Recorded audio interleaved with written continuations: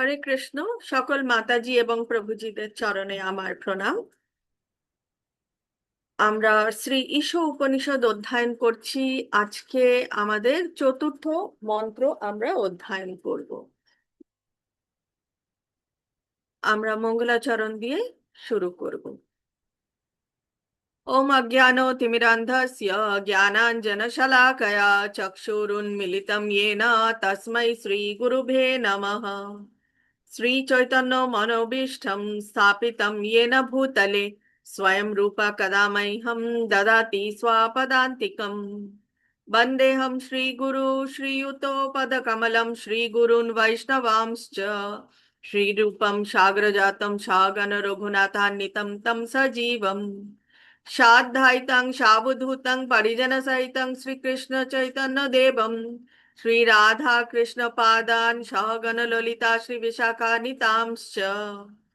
हे कृष्ण करुणा सिंधु दीनबंधु जगत्पते गोपेश गोपिका Kanto Shri Radha Kanto नमोस्तुते। तप्त कांचन गौरांगी श्री राधे वृंदावनेश्वरी वृषभानुसुते देवी प्रणमामि हरि प्रिये।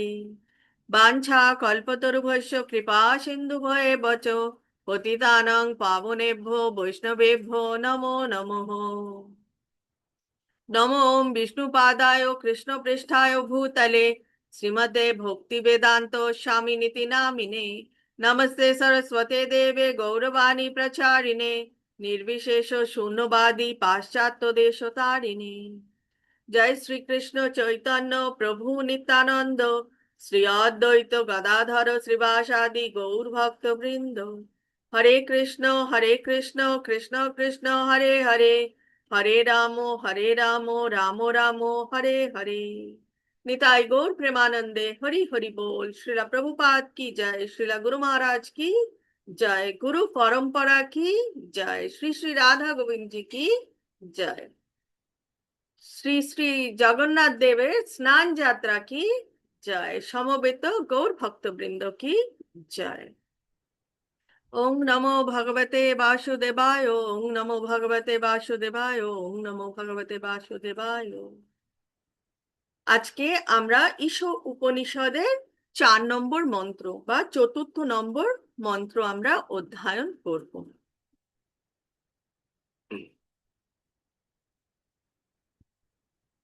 চতুর্থ মন্ত্র।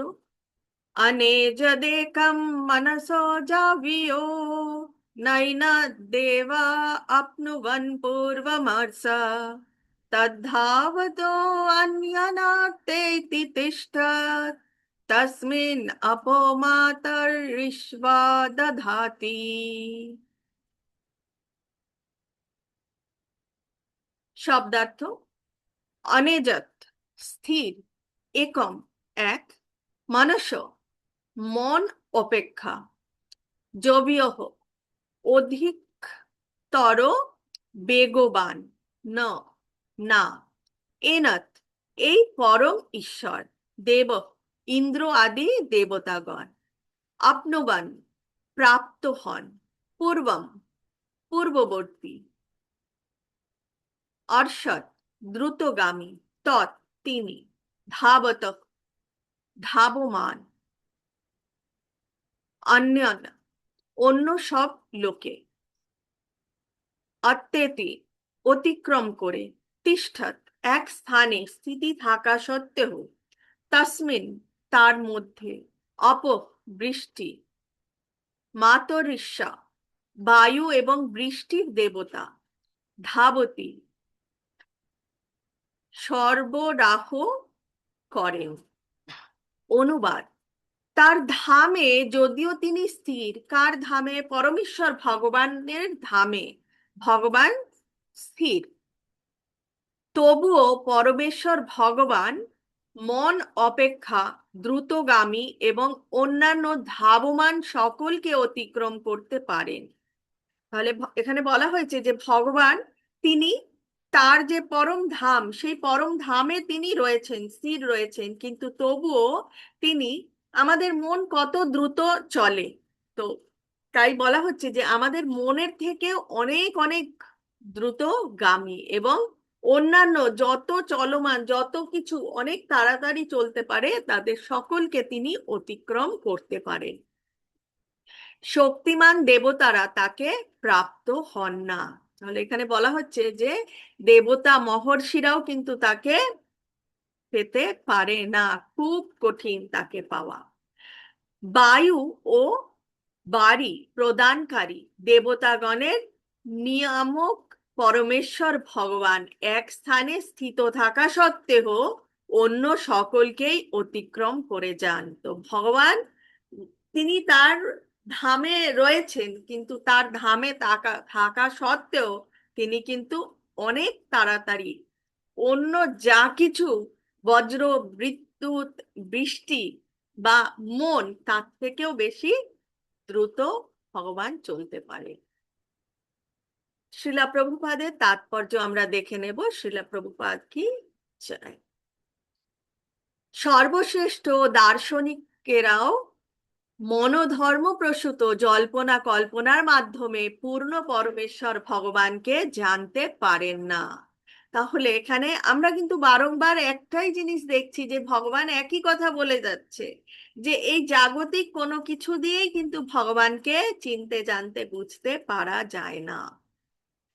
তো এই জড় জগতের যত রকমের জ্ঞান রয়েছে, যত রকমের পরীক্ষা নিরীক্ষা রয়েছে, ফিজিক্স, কেমিস্ট্রি, জিওগ্রাফি, যত কিছু রয়েছে, কোনো কিছু ম্যাথমেটিক্স, কারণ গতি তো ম্যাথমেটিক্স দিয়ে মাপা হয় ফিজিক্সের মাধ্যমে। তো কোনো কিছু দিয়েই কিন্তু ভগবানকে কেউই জানতে পারবে না। ভগবত ভক্তই কেবল ভগবানের কৃপার প্রভাবে তাকে জানতে পারেন। তাহলে ভগবানকে জানার যে পন্থা সেটা হচ্ছে ভক্তির পন্থা, এবং সেই ভক্তির পথে চলেই একজন ভগবত ভক্ত ভগবানকে জানতে পারে। ব্রহ্ম সংহিতায় বলা হয়েছে মনের গতিতে গমনে সক্ষম একজন অভক্ত দার্শনিক শত শত বৎসর ভ্রমণের পরেও দেখবেন পরম তত্ত্ব তার চেয়ে বহু দূরে অবস্থান করছে। তো জড়জাগতিক যত রকমের জ্ঞান, জড়জাগতিক যত রকমের বুদ্ধি আছে, কোনো ক্যালকুলেশনেই কিন্তু ভগবানকে কেউ বুঝতে পারবে না। সে যত বড়ই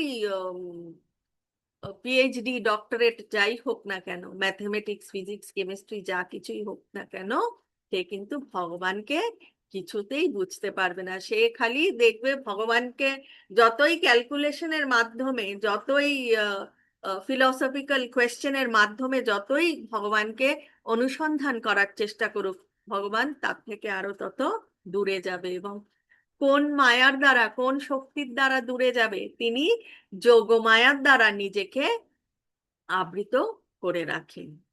শ্রী ঈশু উপনিষদের বর্ণনা অনুসারে পূর্ণ ব্রহ্ম শ্রী ভগবানের অপাকৃত ধামকে বলা হয় কৃষ্ণলোক বা গোলক বৃন্দাবনও আমরা বলে থাকি, যেখানে তিনি সর্বদাই তার অপাকৃত লীলায় নিরত থাকেন। তাহলে ভগবান কিন্তু সর্বক্ষণ তার ধামেই থাকেন।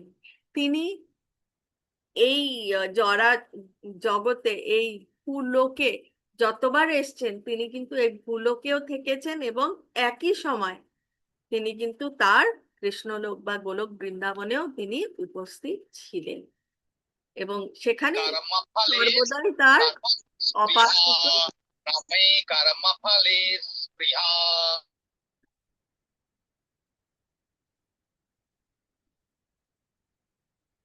হরে কৃষ্ণ। তো তিনি তার ধামে সর্বদাই থাকেন, এবং একই সময় তিনি বহু জায়গায় কিন্তু তার লীলা প্রদর্শনও করতে পারেন। তবুও তার অচিন্ত শক্তির প্রবাহে তিনি যুগপৎ তার সৃজনী শক্তির প্রতিটি অংশে প্রকটিত হতে পারেন। একই কথা বলা হচ্ছে, তার অচিন্ত শক্তি রয়েছে। অচিন্ত শক্তি বলতে এমন শক্তি যেটা কন্ট্রাডিক্টরি। কন্ট্রাডিক্টরি বলতে বাংলায় আমি বলতে পারছি না কি বলা হয়, মানে একই ব্যক্তি, ভগবান তো একই ব্যক্তি, তো একই ব্যক্তি যিনি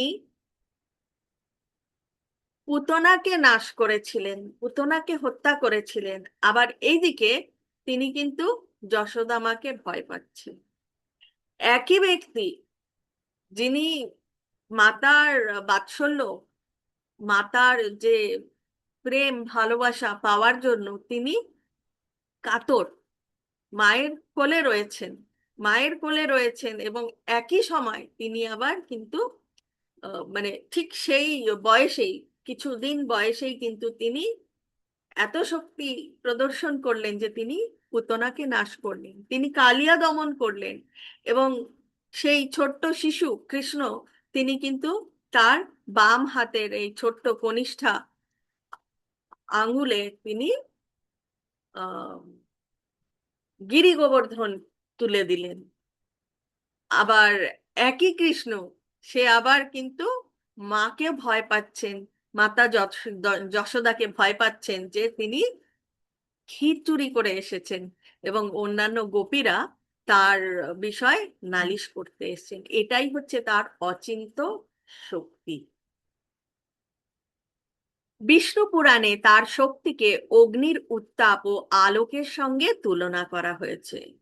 একটি মাত্র স্থানে অবস্থিত হয়েও অগ্নি সর্বত্র উত্তাপ ও আলোক বিকিরণ করতে সক্ষম হয়।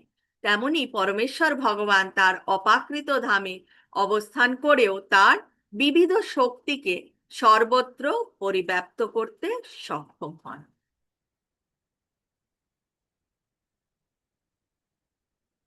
পরমেশ্বরের শক্তি অসংখ্য হলেও তাদের তিনটি মুখ্য শ্রেণীতে বিভক্ত করা যায়।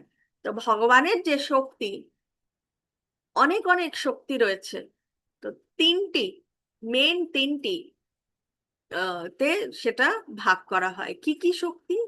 অন্তরঙ্গা শক্তি, তটস্থা শক্তি এবং বহিরঙ্গা শক্তি।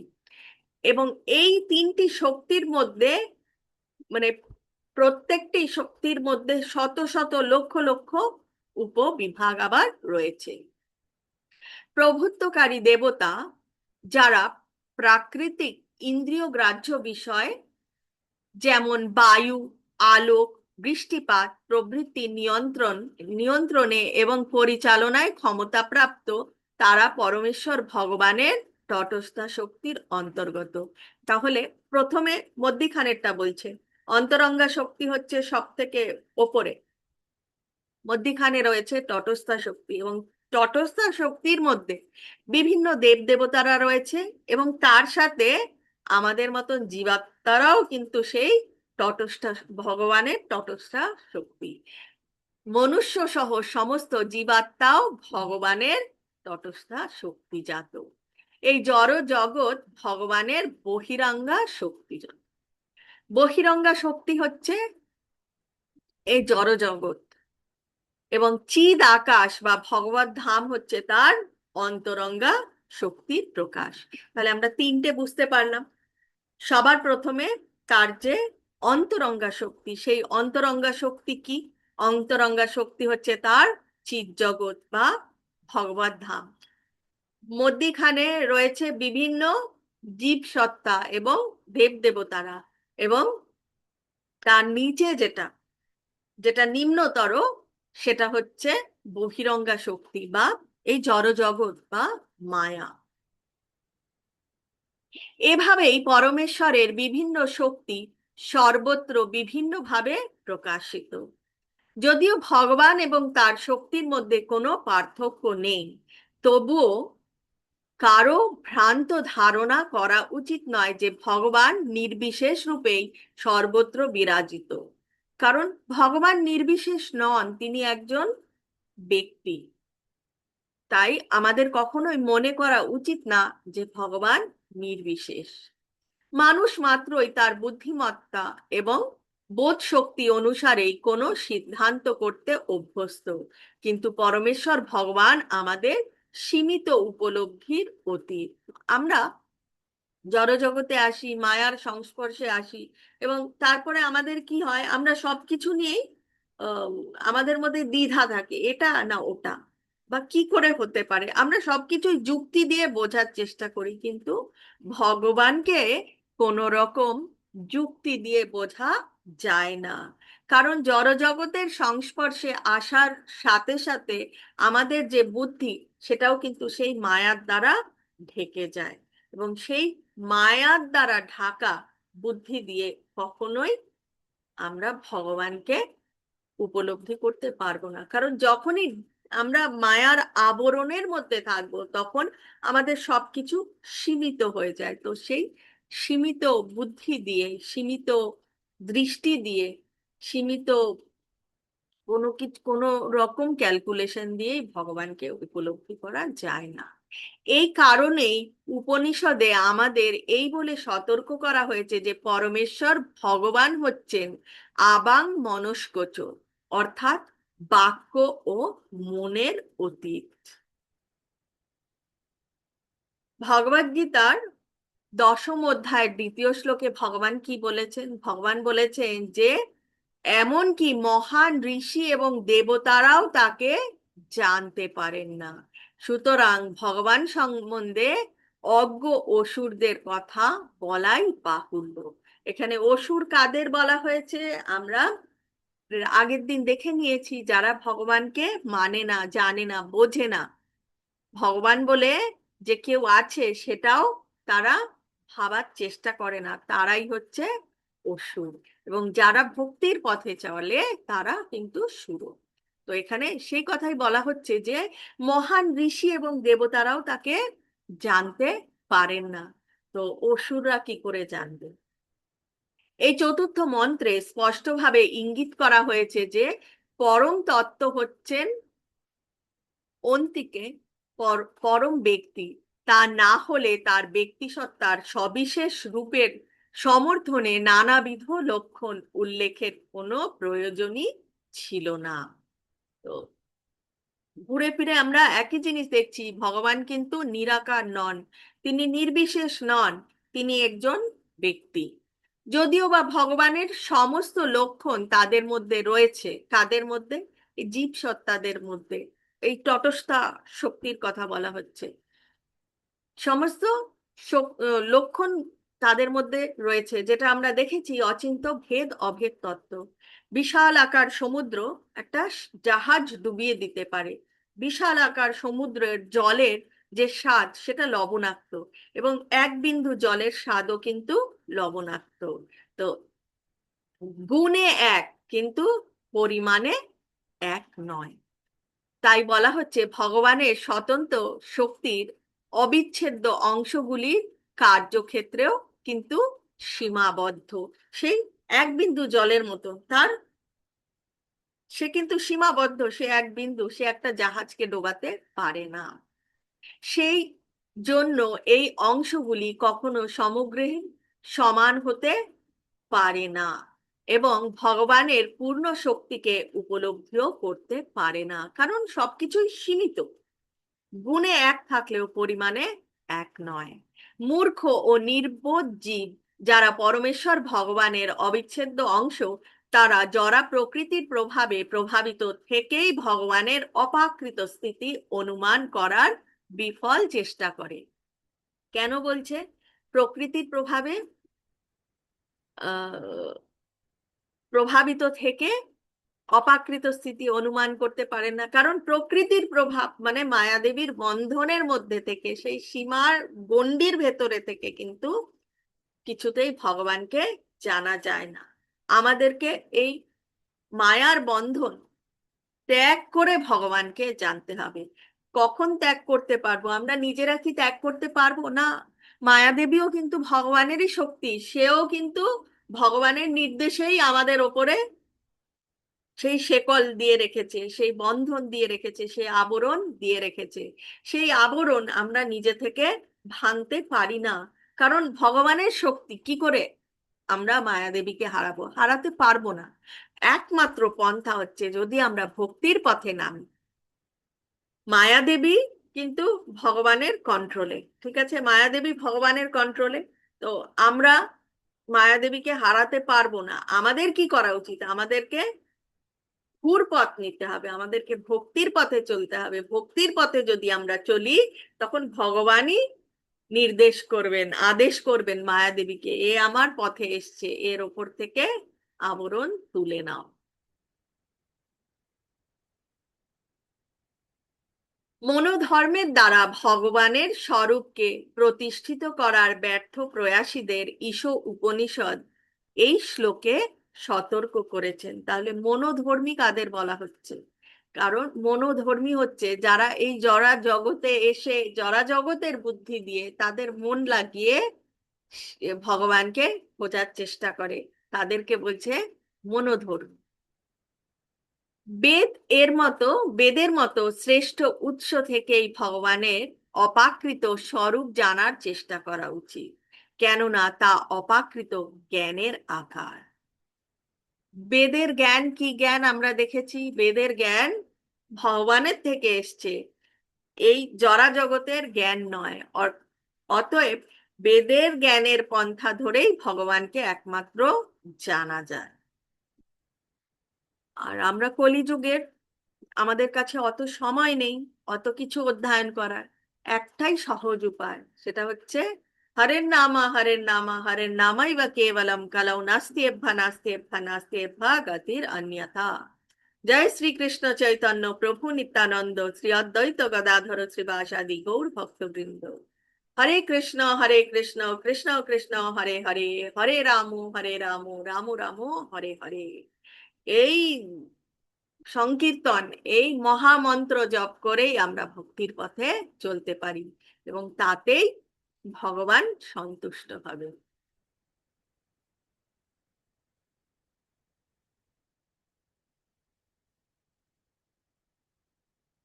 যেহেতু জীব ভগবানের অবিচ্ছেদ্য অংশ, তাই তাকেও ভগবানের উদ্যমে অবশ্যই অংশগ্রহণ করতে হয়।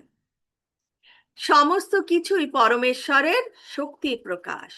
বুদ্ধিমত্তা সহকারে কেউ যখন তার ক্ষমতা বা অধিকার যথাযথভাবে প্রয়োগ করে এবং বুঝতে পারে সবকিছুই ভগবানের শক্তি, তখন সে তার প্রকৃত চেতনা জাগরিত করতে পারে, যা বহিরঙ্গা শক্তি মায়ার প্রভাবে অপহৃত হয়েছিল। ভক্তির পথে চলেই কিন্তু আমরা মায়াদেবীর এই শেকল থেকে বেরোতে পারি। কেন? ভক্তির পথে যখন আমরা চলবো, তখন ভগবান মায়াদেবীকে নির্দেশ দেবে, শেকল তুলে নাও, আবরণ তুলে নাও, এদেরকে ছেড়ে দাও, আর অপহরণ করে রেখো না। একমাত্র ভক্তির পথ, এবং এই ভক্তির পথ খুব কঠিন নয়, কঠিন পরিশ্রম করতে হবে না, যোগ অভ্যাসের দ্বারা কিছু করতে হবে না। শ্রবণম কীর্তনম বিষ্ণু স্মরণম দিয়ে আমরা শুরু করতে পারি এবং তারপরে অর্চনম বন্দনম আস্তে আস্তে আস্তে আস্তে শুরু হয়ে যাবে। পরমেশ্বর যেহেতু সমস্ত ক্ষমতা প্রদান করেন, তখন তার ইচ্ছা সম্পাদনে তা ব্যবহার করতে হবে, অন্যভাবে নয়। ভগবানের প্রতি আনুগত্য দ্বারাই কেবলমাত্র তাকে জানা যায়। তো ভগবানের শ্রীচরণ কমলে নিজেকে সমর্পণ করতে হবে। কর্ম করব, কিন্তু যা কিছুই করব ভগবানের চরণে সমর্পণ করে করতে হবে। প্রকৃত জ্ঞান হচ্ছে তার স্বরূপকে জানা, তার শক্তিগুলিকে জানা এবং তার ইচ্ছা অনুসারে এই শক্তিগুলি কিভাবে কাজ করে তা জানা। সকল উপনিষদের সার অতিসার হচ্ছে ভগবদ গীতা, এবং এই ভগবদ গীতায় এই সব বিষয়বস্তু পরমেশ্বর ভগবান বিশদভাবে নিজেই ব্যাখ্যা করেছেন। হরে কৃষ্ণ। আমাদের আজকে চতুর্থ শ্লোক এই অবধি। বাঞ্ছা কল্পতরু ভৈষ্য কৃপা সিন্ধু ভয়ে পথ পতিতানং পাবনেভ্যো বৈষ্ণবেভ্যো নমো নমঃ। অনন্ত কোটি বৈষ্ণব ভক্তবৃন্দ কি জয়, শ্রীলা প্রভুপাদ কি জয়, শ্রীলা গুরু মহারাজ কি জয়, গুরু পরম্পরা কি জয়, রাধা গোবিন্দ জি কি জয়, শ্রী শ্রী জগন্নাথ দেবের স্নান যাত্রা কি জয়। নিতাই গৌর প্রেমানন্দে হরি হরি বল।